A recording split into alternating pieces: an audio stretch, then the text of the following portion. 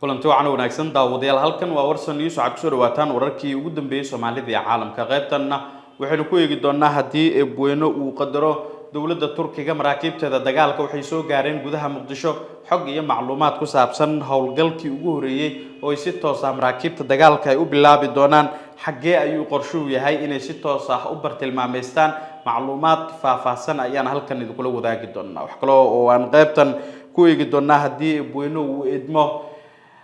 taageeradii la siin jiray ciidamada RSF ee ka dagaalama Suudaan ee looga qaadi jiray Boosaaso imikan Itoobiya ayaa loo weeciyay Imaaraadka Carabta Itoobiya wada hadallo dhexmaray ayaan halkan idinkula wadaagi doonaa wax kale oo aan qaybtan ku eegi doonaa nisa oo shaacisay inay qaarijeen horjooga sare oo ka tirsan kooxda Al-Shabaab macluumaad faahfaahsan ayaan halkan idinkula wadaagi doonaa soo dhawaada saaxiibayaal lamaantiina haddii aad nagu cusubtiina nagu soo bir oo ka mid noqon saaxiibada inagu xiran aragtidaada qaybta faalada ama commentiga ayaad kaga soo dhiiban kartaa xagaag aan ku bilaabo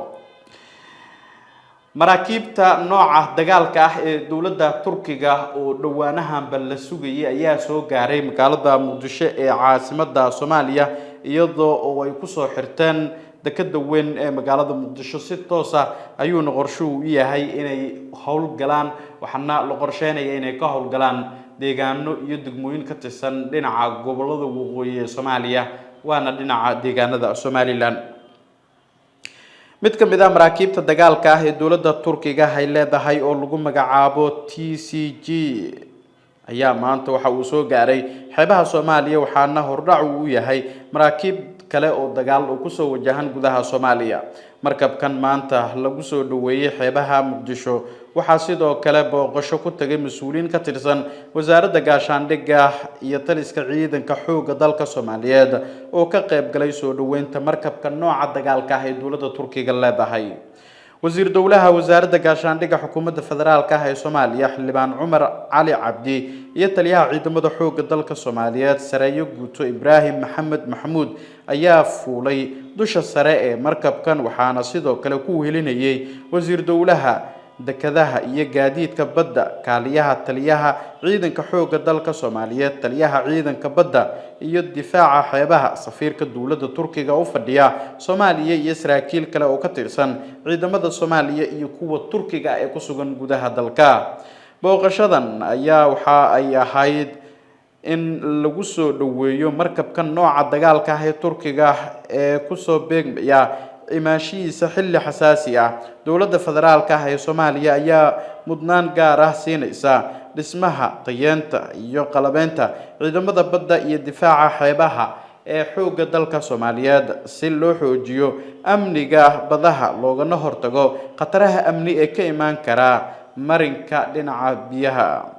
sidoo kale booqashadan waxa ay muujinaysaa iskaashiga military ee Soomaaliya iyo Turkiga iyadoo qayb ay ka tahay dadaalada lagu xoojinayo amniga badda iyo horumarinta awoodda ciidamada badda Soomaaliyeed Ankara ayaa maalmihii ugu dambeysay dalka keentay nidaam difaac iyadoo oo dhawaan garoonka caalamiga ah Aadan Cadde ay ka soo degtay diyaarad nooca xamuulka ah oo militariga nooceedu yahay Airbus A400M Atlas diyaaradan oo ay lahaayeen ciidamada cirka dawladda Turkiga ayaa ka soo kacday saldhigga cirka ee dawladda Turkiga ay leedahay waxaana la rumaysan yahay in ay imaanshaheeda la xiriirtay arrimo la xiriira iskaashiga military ee u dhaxeeya Soomaaliya iyo Turkiga oo muddooyinkii ugu dambeeyay ay aad u labijibaartay xukuumadda Ankara iskaashiga amni ee Soomaaliya iyo Turkiga ayaa si xoogeysanaya iyadoo Ankara dhawaan ay keentay diyaaradaha casriga ah ee dagaalka ee la yiraahdo F-16 oo dalalka qaar ee caalamka haysta ay aad u kooban tahay sidoo kale Turkiga ayaa Soomaaliya u soo diray saraakiil kale oo ka kala socota ciidamada cirka badda dhulka kuwaas oo door ka qaadanaya xoojinta wada shaqeynta military ee labada dhinac ka dhaxaysa si kastaba dawladda Turkiga ayaa dhawaan xoojisay joogitaankeeda military ee Soomaaliya iyadoo haatan maraakiibta casriga ah ee dagaalka ay ku sugan yihiin gudaha xeebaha Soomaaliya isla markaana ay si toos ah u bilaabi doonaan gaafureegooda ku qotoma howlgalka loo keenay inay ka fuliyaan xeebaha Soomaaliya dowladda Turkiga ayaa waxa ay dhowaan ballan qaaday in ay sii laba jibaari doonto dadaaladeeda difaaca madax banaanida Soomaaliya iyadoo oo la fulinayo heshiiska dhinaca difaaca ee ka dhaxeeya Soomaaliya iyo Turkiga. Turkiga ayaa walaa xoogan waxa uu ka qabaa isla markaana shaki badan ku dhaliyay in isballaarin ay ku sameeyaan gudaha Soomaaliya Israel oo qayb ka mid ah dhulka Soomaaliyeed oo aqoonsatay dalka madax bannaan Soomaaliya waa deegaanada Somaliland.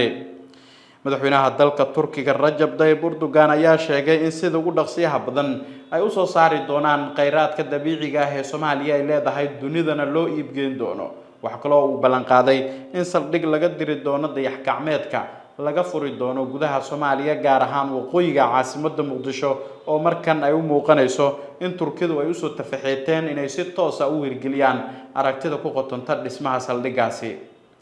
markan haddii aynu eegnana Imaaraadka Carabta ayaa u wiciyay dhinaca Ethiopia taageeradii ciidamada RSF ee ka dagaalanta Suudaan ee uu kaga qaadi jiray dekedda weyn ee magaalada Boosaaso ee xarunta ganacsiga u ah maamulka Puntland sidoo kalena xarun u ah gobolka Bari.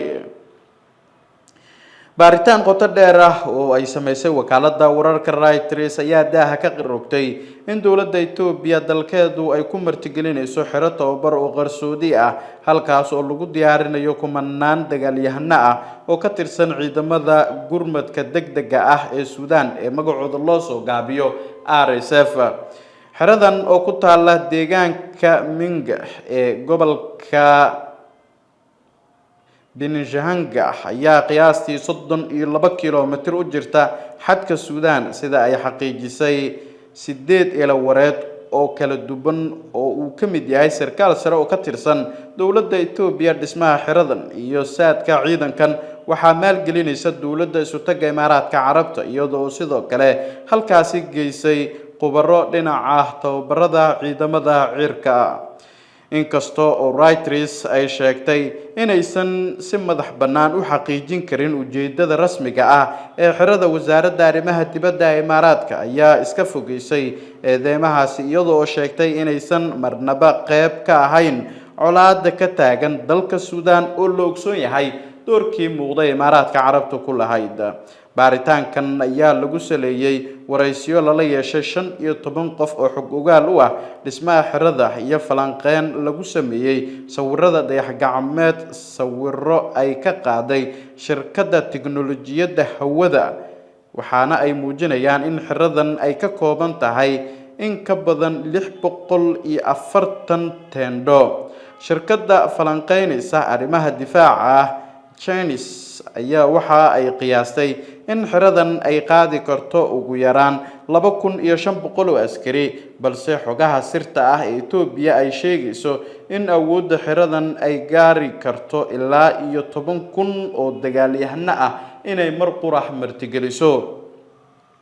sida lagu xusay qoraal sir ah oo ay aragtay Reuters bishii Janaayo ee sanadkan waxaa xerada tababarka ku qaadanayay ku dhawaad 4,300 oo askari oo ka tirsan ciidamada gurmadka degdega ah ee RSF kuwaas oo la filayo inay xoojiyaan dagaalka ay kooxda ka dhex wado gobolka Blue Nile ee dalka Suudaan. xeradan ayaa ku taala meel istiraatiiji ah oo ku dhow biyo xireenka weyn ee Ethiopia taas oo walaac xoogan ku abuurtay diblomaasiyiinta gobolka waxaana laga cabsi qabaa in aagan uu isu bedelo furin dagaal oo khatar ah haddii colaadu ay ku fido xuduudaha. sidoo kale baaritaanka ayaa muujinaya dhismahan cusub oo laga sameynayo garoonka diyaaradaha ee Asosa kuwaas oo falanqeeyaashu ay sheegeen in ay la mid yihiin kaabayaasha loo isticmaalo diyaaradaha aan duuliyaha lahayn ee droniska. xiriirka militariga ah ee u dhaxeeya ra'iisul wasaaraha Ethiopia Abiy Ahmed iyo dowladda Imaaraadka Carabta ayaa sii xoogaystay tan iyo sanadkii 2018 inkastoo oo militariga Suudaan marar badan ku eedeeyeen Imaaraadka in ay hubeenayaan kooxda RSF ee uu hogaaminayo Maxamed Xamdaan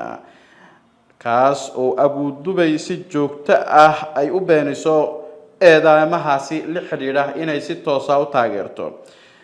dagaalka Suudaan oo qarxay bishii Abriil ee sanadkii 2023 ayaa sababay barakac ballaaran oo macluul iyo xasuuq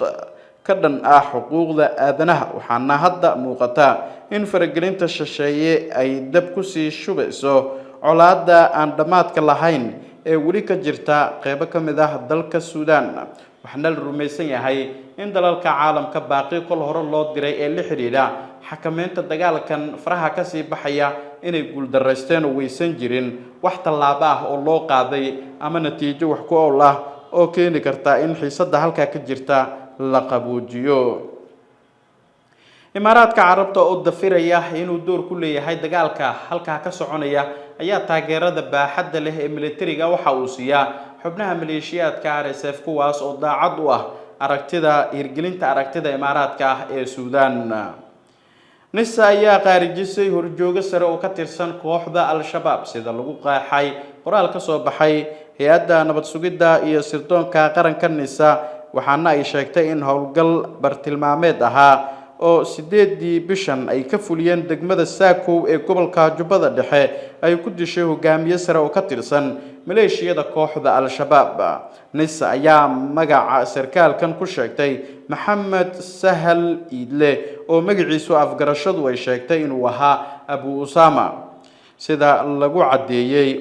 war-saxaafadeedka sidoo kale hay'adda nabad sugidda sirdoonka qaranka ee nisa ayaa sheegtay in horjoogahan uu aad ugu dhawaa hogaamiyaha kooxda Axmed Diiriye sidoo kalena loo diyaarinayay in uu bedelo horjoogihii dhinaca maaliyadda Cabdullaahi Wadaad oo isna la dilay bishii hore ee Janaayo kadib howlgal dhinaca cirka ah oo ay fuliyeen saaxiibada Soomaaliya ka taageera howlgallada dhinaca cirka xilligan la dilay Abu Usama ama xilliga la dilay Abu Usama ayaa ku howlanaa ururinta lacago la sheegay inay ahaayeen kuwa baad waxaana howlgalka beegsaday